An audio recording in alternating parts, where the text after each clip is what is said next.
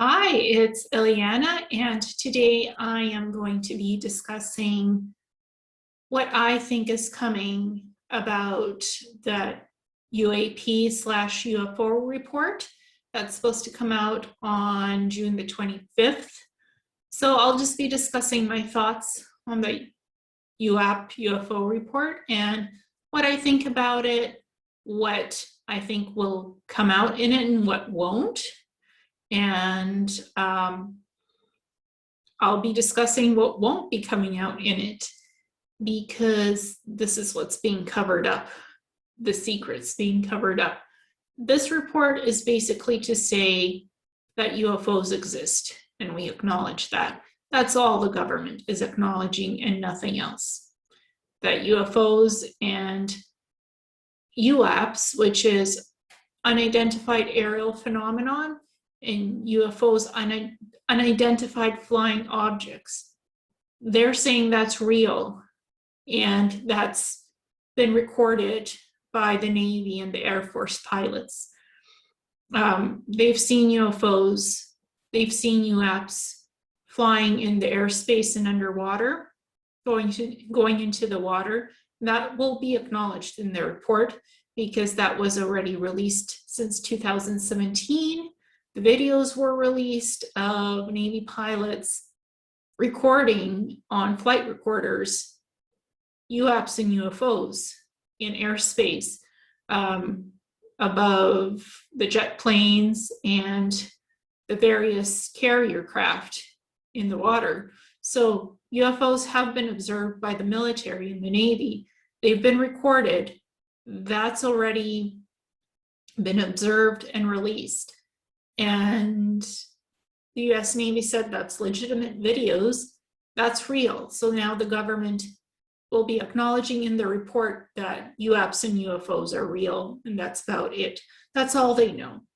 Of course, there's much more to that, and the National Defense Force and Security Force knows more about UFOs than they'll ever tell us. National security is top priority for them. They're not going to tell us what these UFOs or UAPs are, but they do exist and they acknowledge the existence of them. That is all that's going to be coming out of this report. And potential speculation of what this is, what this isn't, but we don't have a definitive answer of what it really is. We have no idea. There's no definitive answer. That's what's going to be in the report officially. And I'm going to be discussing that and what's not going to be disclosed.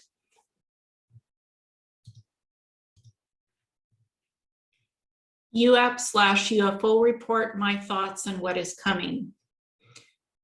So I think the scenario preface of the UAP/UFO report is that the US finds that there is no evidence of alien technology in flying objects, but it cannot rule it out either.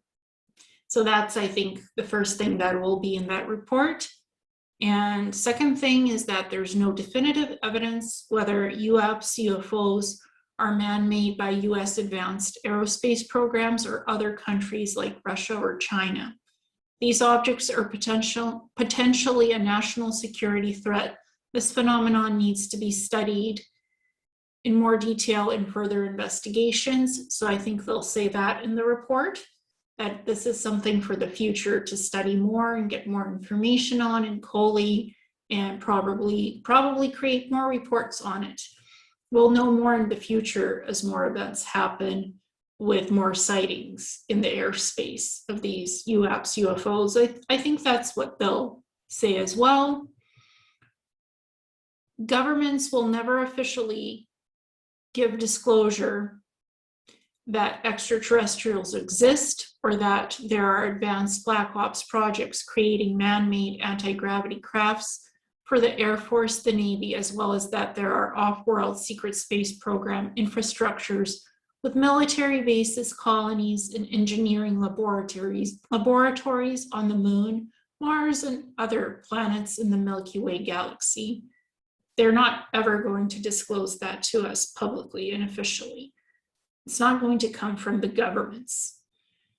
It's going to continue to come from experiencers like super soldiers, SSP assets who've done 20 and back, 60 and back, the SSP programs, ET contactees, ET abductees, and other types of experiencers.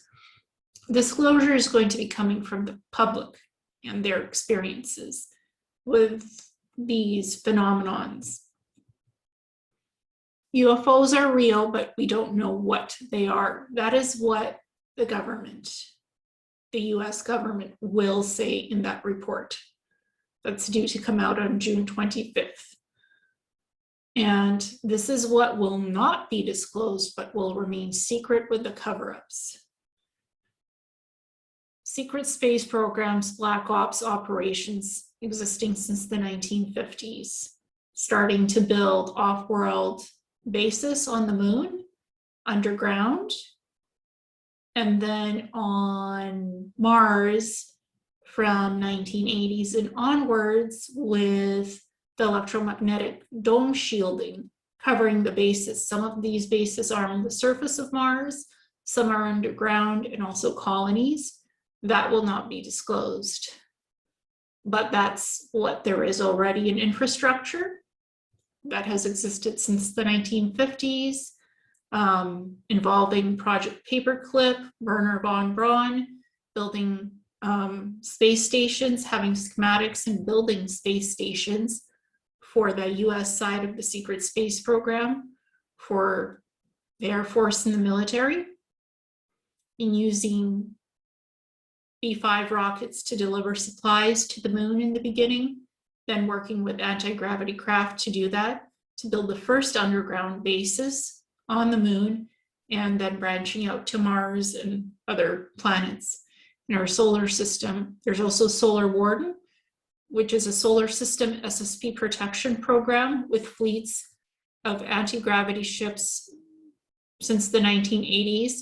It has US Air Force / Navy involvement in personnel serving off-world on the off-planetary anti-gravity ships that they've developed.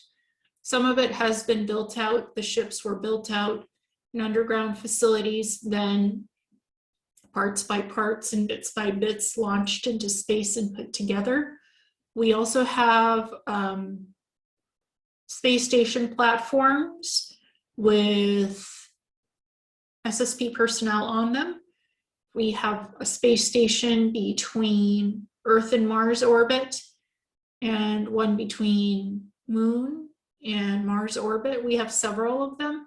They have cloaking technologies and capabilities to cloak them, so satellites won't pick them up. There's also Dark Fleet, which started off with Nazi Germany, with off-world breakaway organizations, with space fleets having bases on the moon and Mars as well. It started with the Germans in the 1940s, as well as operations outside the Milky Way galaxy. And these operations are associated with reptilian, Nordic, and other species programs. Dark Fleet has something called Central Command, which is not German-run operations. It's other countries that operated, like Nachtwaffenregier, and it has many different personnel, SSP personnel from different countries that speak different languages and work together. And they have language translation devices, and they wear them as earpieces to translate the different languages, and they work together. So Dark Fleet is not just German-run anymore. There's planetary corporations, which has portal gateway jump room technologies to beam people off planet, off Earth, into the Mars bases and other facilities. There's the Mars bases, there's the cybernetics labs, and advanced anti-gravity crafts like the TR-20s. There's crystalline core powered crafts with cloaking technologies, as well as beyond the speed of light warp drives in these crafts and other crafts, as well as plasma technologies that Planetary Corp had developed. That's what they started with. There's time corporations, which have the quantum leap time travel dilation technologies, having the abilities of bending various timelines to make the 20 and back happen or 60 and back possible, to literally take somebody out of their bubble of space-time. It's the same timeline, but that's what the quantum leap time travel does. It could take you out of your space bubble, out of your existence on Earth, and shift you into another space location from Earth to Mars, and make it so seamless you never had missing time. There's no missing time. There's no trace of time being missing, because they can take you out of your space bubble and put you back in it so smoothly. There's no missing time. It's as if this never happened, but it did. That's quantum leap time dilation technology. It works so seamlessly and smoothly. There's really no evidence that it doesn't work, because it works so perfectly in taking out somebody from their bed and beaming them down to Mars. It's time dilation technology, and it leaves no scars. It leaves no trace of anything having gone wrong. It just works well. Sometimes the only things a person may feel is being tired, overworked, like they've been doing stuff at night when they should have been sleeping. Sometimes they may feel some pain in their joints, like achy muscles. That's the only evidence of having that technology used on them. So you've been doing something else off world and you come back tired because you've been working when you should have been sleeping at night in your bed on Earth, but you were doing other things. So you have lack of sleep. So that's kind of the telltale symptoms of being off world. There's Earth Defense Force, which is protecting Earth space and balancing out the other SSP programs to look out for Earth's interests. So it's almost like Solar Warden, but it has Earth's concerns that it takes care of and Earth's protection. Solar Warden takes care of the whole solar system, our solar system. Earth Defense Force is more for Earth stuff. There's Mars Defense Force as well for Mars protection. And it does work closely with Earth Defense Force. There's now what is called Space Force, and Space Command was renamed Space Force, and it has the TR6s and TR10 crafts that it's been given. And it's sort of to create an infrastructure to make it seem like, oh, we just have anti-gravity craft now in outer space. We are now building bases on the moon and Mars. This is going to be infrastructure that will be created in 2025s, 2030s, 40s, 50s, 60s. But it's to create a seamless transition. Like this technology, these SSPs things are being created and they exist now, but they existed since the 1950s. We already have the infrastructure, but Space Force is to make it legit, to say, oh yeah, we do have it now, and here it is. We didn't have it in the past, but this has already been built out. So it's a kind of like a preface. Space Force is to legitimize this. Space Force has hyperspeed warp drives and some of the TR10s. Eventually, it's going to be disclosing that we have anti-gravity technology to travel to other planets, solar systems, and galaxies, and that ETs do exist, and they're studying, that NASA and Space Force is studying extraterrestrial life and their existence, making first contact. Eventually, that'll all come out. But that's not coming out now. That's not in 2020s. That's more like 2050s, 2060s. And there's also the My Labs, which creates super soldiers, preparing young adults for making contact with ETs. and to serve as adults in the various SSB factions as SSB assets. They also give psionic training, physical strength training, augmenting intelligence, etc. Planetary corporations is one of the most biggest corporations that creates various advanced anti-gravity craft. It creates cybernetics, nanotechnology to make biological human cyborgs, makes biological drug serums, holographic medical pods, and that's not coming out until 2080s, something like that. So Planetary Corp has a lot of influence over my labs. It has influence over Space Force, Earth Defense Force, Time Corp. Planetary Corp works with all of these programs. They don't work with Dark Fleet. Dark Fleet is its own subset of programs. Dark Fleet doesn't really want to work with any of the other US programs as much as it can. So then we have MJ12's Greada Treaty, the Majestic 12. And the Greada Treaty was that in 1947, the Greys, the tall Greys, they made a deal with the US government, the Eisenhower government, for providing basic anti-gravity craft technology in exchange for abducting human beings for genetic and medical experiments.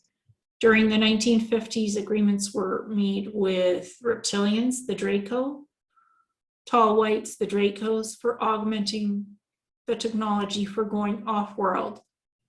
So during these deals, the Earth government had no idea that the reptilians were going to be using humans for slave labor, sex trafficking, off-world colonization, sources of physical and energetic food, torture, soldiers, and workers on off-world colonies to maintain reptilian-owned infrastructures, assets, and interests. So the human governments had no idea what the reptilians would do with the humans that they would abduct from Earth. But this is what has been done. Area 51S4, reverse engineering of ET crash crafts, man-made anti-gravity propulsion craft already has been developed in Area 51S4, and S4 is an underground experimental facility. And there's also S1 through S6, which has bioengineering labs and other types of laboratories in this huge underground complex, which is underground. It's below ground, and above ground is the military Area 51 hangars and other facilities that are on the base. There's also Skunk Works, and they created and back engineered the TR3B crafts, Aurora crafts that they developed, and now they are up to the TR10 models being shared with Space Force. And these are newer models of the TR10. They're bigger than the original Aurora TR3Bs, so they can hold up to from 300 to 1,000 crew and personnel on the TR10s. They're much larger than the original TR3B Aurora crafts. And as well, secret space programs have large off-world colonies and cities in Ares Prime on Mars, Ceres colonies on, that's a moon, and in the Aldebaran star system. So there's various secret space program factions and groups, and they all have their own infrastructures. They're not dependent on Earth for resources. There's Dark Fleet Base 112 in Antarctica.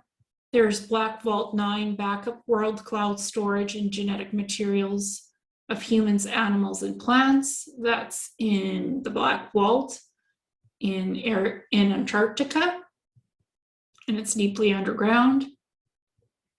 There's also the CIA, FBI, MI6, the DoD being involved in crash retrievals of UFO crafts, being aware of gray and reptilian alien presences in Earth underground experimental facilities, doing genetic experiments on humans, creating human-ET hybrids.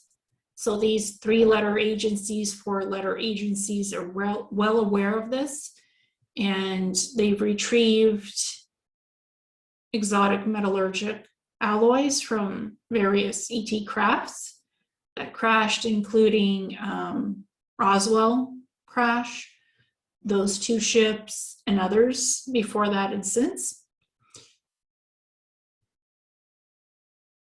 And there's also the dumb spaces in cities and the underground Earth facilities, military dumb spaces that are used for various experiments of weapons, other types of research, you name it, they have it. And they work with DARPA and HARP for weather modification and for other experiments, creating various mini CERN Hadron Colliders to experiment with wormholes, earthquakes, opening up space rifts for different dimensional purposes, portals.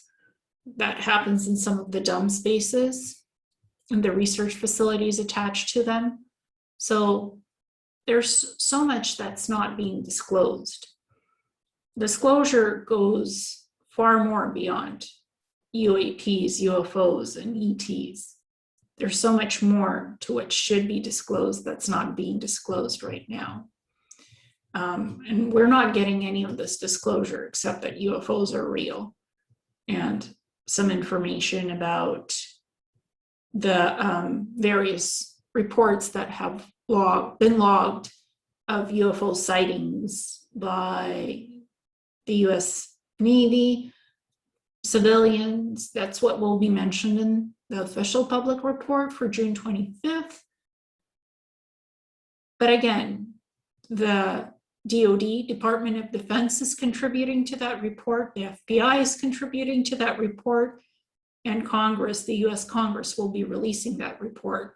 So the official narrative is that UFOs are real. And unidentified flying objects are real. They exist in our airspace, but we don't know much about them. And further information and studies needed to figure out what they are and who operates them.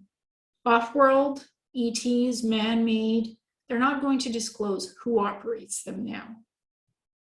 That's not coming out in that report. So this is kind of my thoughts on this report and adding in what's actually not being disclosed. So thank you so much.